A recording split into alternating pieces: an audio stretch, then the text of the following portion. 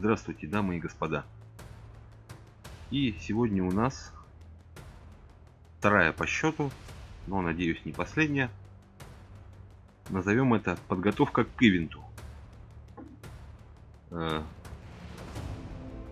Нашел я инфу, кто будет у нас в следующем ивенте, то бишь Рок Изобилия. И будет у нас там 3 героя.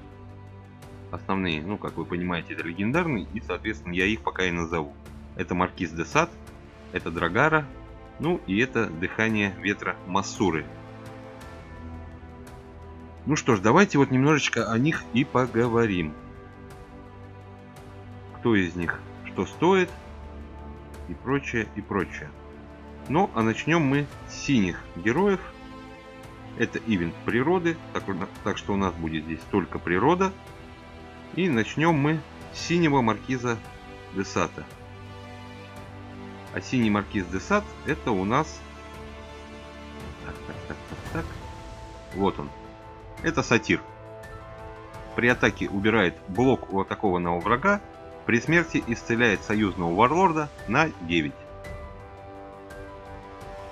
Как видите, характеристики у него неплохие защитные. Ну, правда, он у меня уже немножко прокачан.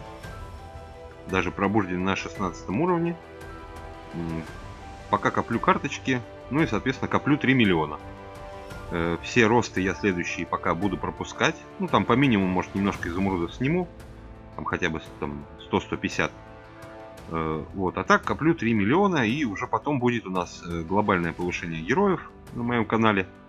И, соответственно, усилимся. Пока что нет, никого усилять не собираюсь. Мне еще с этой мощью пока надо разобраться. Попросим его. Итак, вернемся к нему. Духовные связи. Соответственно, у нас вот такие. Третья, вторая и первая. Ну, больше по нему особо сказать нечего. В самом начале он неплох, потому что изначальные характеристики у него уже, сейчас вам скажу, 12 на 40. То есть 12 на 40 очень даже неплохо для начального синего героя. Как танчик, может постоять, принять урон, немножечко отдать. При атаке убирает блок у атакованного врага. То есть герой неплох. Следующий синий герой это у нас Дальник. И это Властительница воинов. Соответственно, получает... Сейчас мы ее вернем на первый. Получает плюс 3 за каждого союзника природы при выходе. То есть разгон атаки, нанесение урона. Опять же, защитные характеристики для стрелка очень неплохие. Но больше, в принципе, о ней сказать ничего не могу, так как она появилась у меня уже много позже. И она мне тогда абсолютно уже была не нужна. Ну и также есть еще герой Мотылек. Это новый герой, синяя версия Дыхания Ветра Массуры. Но на нее пока нет ни характеристик, ничего. То есть ждем. Как только выпустят панорамики, я выпущу отдельное видео по этим 3 героям. И тогда уже о них более подробно поговорим. Ну а мы потихонечку переходим к эпическим героям. Эпические герои у нас, соответственно, Укротительница. Получает плюс 9 за каждого союзника. Это при выходе. И в начале хода дает шипы, ну, равные 2 случайному союзнику. Также ее духовные связи. Мертвый лорд, Афродита, топор. Здесь, соответственно, Дракула и вот Цезарь, которого у меня, к сожалению, нет. Ну, здесь Ярость Бури. И это Кровавая Мэри у нас, если не ошибаюсь. Ну и Тесла. Так, а синего героя я вам показал? По-моему, не показал. Вот ее духовные связи. Вот такие вот.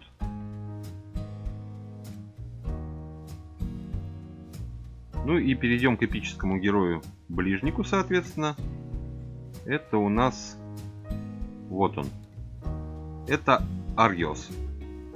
То есть сработало отравление врага, исцеляет на плюс 3 союзного варлорда. И сработала регенерация союзника, исцеляет на 3 союзного варлорда. Плохо, что у него все сработало. То есть лучше бы он давал тогда уж регенерацию, а то под него надо брать героя, который будет давать регенерацию.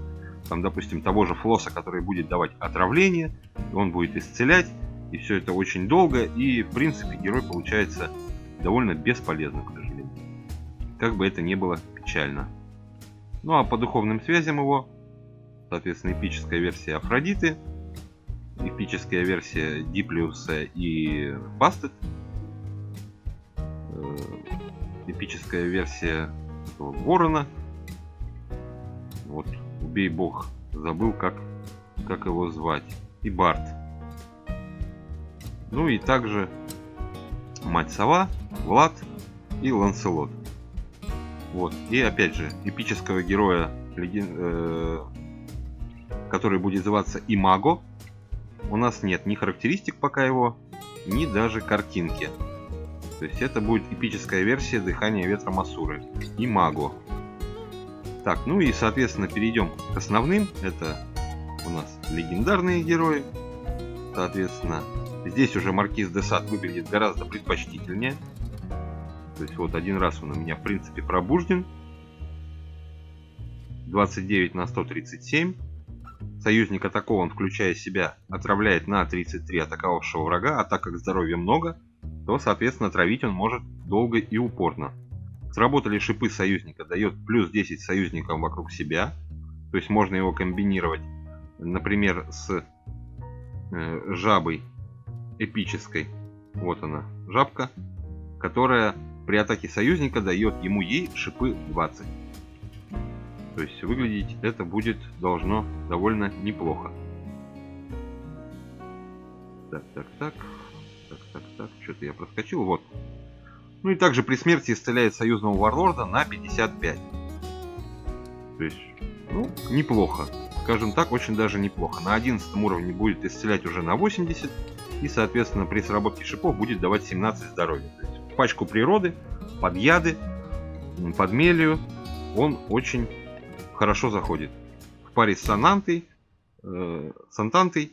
они могут первые ряды перекрывать там за счет огромного количества хп. Очень даже здорово. Так, к сожалению, легендарной версии Драгара у меня нет.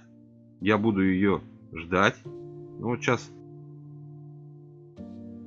природа легендарный женский. Получает плюс 3 за каждого героя при выходе. Это на начальном первом уровне.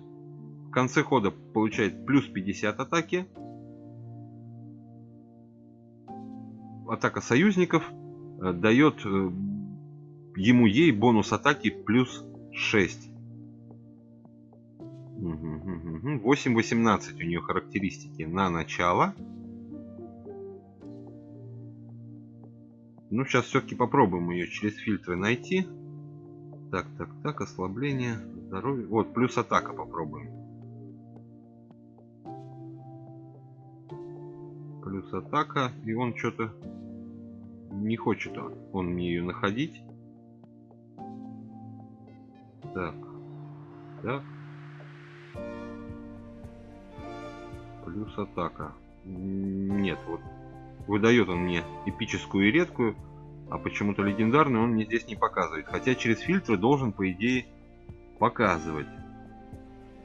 Так, уклонение нам не подходит. Здоровье, конец хода. Вот, можно через конец хода попробовать посмотреть. Нет, опять же. Вот не хочет показывать и все. То есть он, в принципе, обычно показывает. Вон шипы. Кража. Плюс умение. Нет, вот выдает он мне вот максимум драконицу эту и все. Не хочет он мне ничего такого показывать. Но характеристики я вам зачитал. Сам я ее жду, Драгару. Не хотел ее брать с магазина, потому что думал, что как раз может все-таки ее в природу засунут, и ее так и в природу засунули. Ну и соответственно легендарный герой, которого пока нам не показали, потому что то, что я говорил тогда, я сразу предупреждал, что возможно это фейк. И судя по всему, это действительно будет фейк.